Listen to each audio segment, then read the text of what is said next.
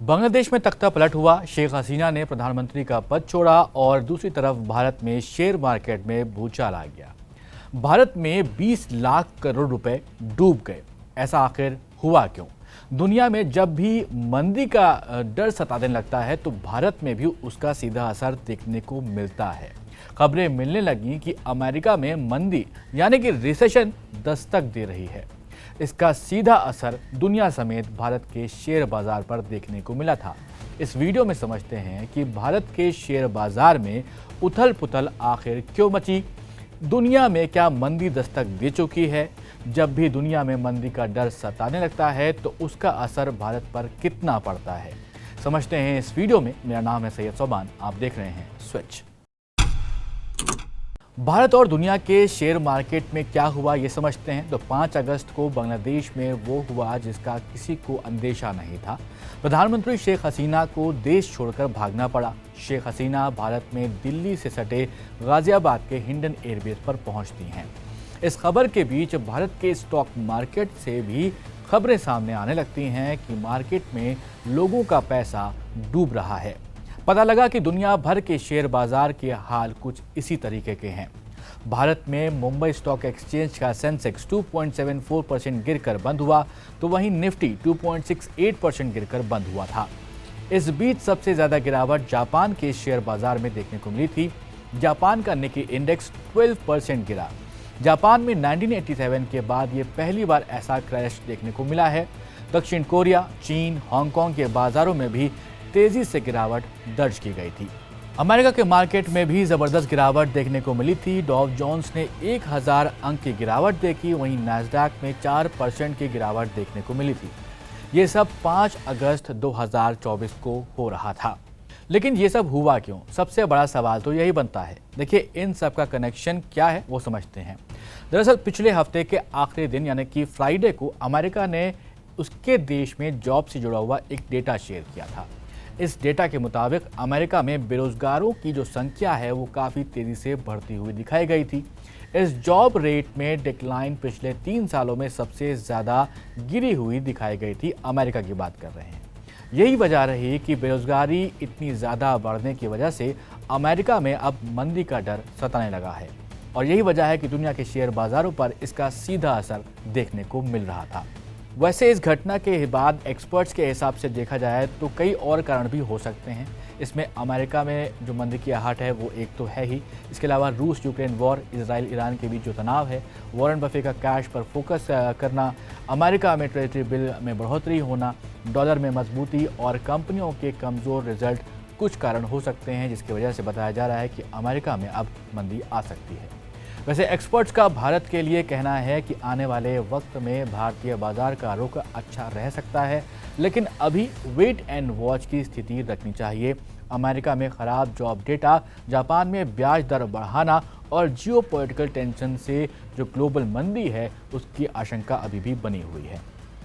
अब सवाल आता है कि मंदी होती क्या है? भारत में इससे पहले कई बार मंदी आई है, लेकिन आखिर यह मंदी चीज़ क्या है, समझिए। मंदी यानी कि किसी चीज़ का बहुत लंबे वक्त तक सुस्त पड़ जाना, और जब इसी सिंपल चीज़ को इकोनॉमी के साथ जोड़कर आप देखते हैं तो उसे आर्थिक मंदी यानी कि रिसेशन कहा जाता है। इसको किसी देश की इकोनॉमी से जोड़ देते हैं तो देश में रिसेशन आ गया है ऐसा कहा जा सकता है। अब आप कहेंगे कि डेफिनेशन तो ठीक है, लेकिन किसी देश में मंदी आ गई है ये कैसे पता लगेगा? तो जब किसी भी देश की अर्थव्यवस्था में लगातार एक फाइनेंशियल ईयर में 2 क्वार्टर्स यानी कि 3-3 महीने के जो क्वार्टर्स होते हैं, 2 क्वार्टर्स में जीडीपी ग्रोथ घटती है तो टेक्निकली उसे मंदी कह दिया जाता है। जीडीपी यानी कि ग्रॉस डोमेस्टिक प्रोडक्ट, जीडीपी से देश की इकोनॉमिक हेल्थ का अंदाज़ा लगाया जाता है। जिनको नहीं मालूम है उनको बता दें कि एक साल में एक देश में प्रोड्यूस होने वाले सभी गुड्स एंड सर्विसेज की जो टोटल मार्केट वैल्यू होती है उसे जीडीपी कहा जाता है। आसान भाषा में, छोटी परिभाषा मैंने आपको यहाँ पर बताई है। वापस आइए, तो जब 2 क्वार्टर्स में जीडीपी ग्रोथ घटती है और ऐसी सिचुएशन किसी भी देश पर आती है तो उस देश में महंगाई बढ़ने लगती है, लोग बेरोजगार होने लगते हैं, जनता की आमदनी कम होने लगती है, शेयर बाजार में लगातार गिरावट देखने को मिलती है। तो कुल मिलाकर अगर देखेंगे तो जीडीपी के आंकड़े ही बताते हैं कि देश की अर्थव्यवस्था यानी कि जो इकोनॉमी है देश की वो फल फूल रही है या फिर मंदी के बादल मंडराने लगे हैं। अब सवाल ये भी है कि अमेरिका में जब मंदी का डर सताने लगा है तो क्या इससे पहले कभी ऐसा हुआ है कि जब अमेरिका में मंदी आई हो और भारत का भी उस पर असर देखने को मिला हो? तो देखिए, सबसे लेटेस्ट एग्जाम्पल जो है वो है साल 2007 और 2008 का। जब अमेरिका में मंदी आई थी तो दुनिया की अर्थव्यवस्था पर असर देखने को मिला था।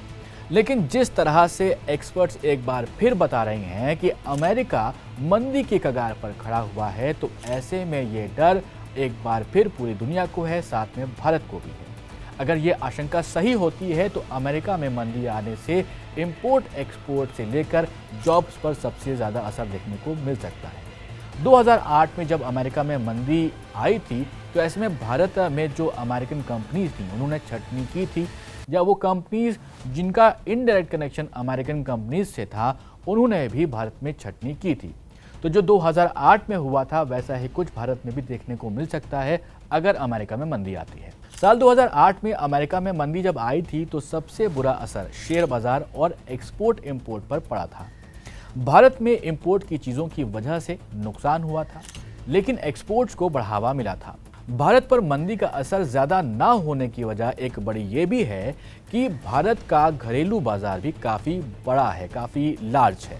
लेकिन इस बार अगर मंदी आती है तो बाजार पर नेगेटिव इम्पैक्ट देखने को मिल सकता है, ऐसा एक्सपर्ट्स कह रहे हैं। साथ ही ये भी कह रहे हैं कि भारत को थोड़ा और इंतज़ार यहाँ पर करना चाहिए। वैसे रिजर्व बैंक ऑफ इंडिया के जीडीपी ग्रोथ के आंकड़े जो है उसके हिसाब से देखा जाए तो आज़ादी के बाद से अब तक भारत में कुल 4 बार मंदी आई है। इसमें साल 1958, 66, 73 और 1980 शामिल है। 2008 में भारत में यूएस की मंदी का असर ज़रूर देखने को मिला था, लेकिन इम्पैक्ट उतना गहरा नहीं था। खैर, अब एक बार फिर जब यूएस पर संकट मंडरा रहा है, जियोपॉलिटिकल इश्यूज आपको दुनिया भर में देखने को मिल रहे हैं और इसका असर अब धीमे धीमे हर एक कंट्रीज़ को देखने को मिल सकता है, लेकिन भारत पर मंदी का असर होता है या नहीं होता है, ये इसके लिए हमें थोड़ा सा यहाँ पर इंतज़ार करना होगा। फिलहाल इस वीडियो में इतना ही। आप देख रहे थे स्विच। मेरा नाम है सैयद सोबान।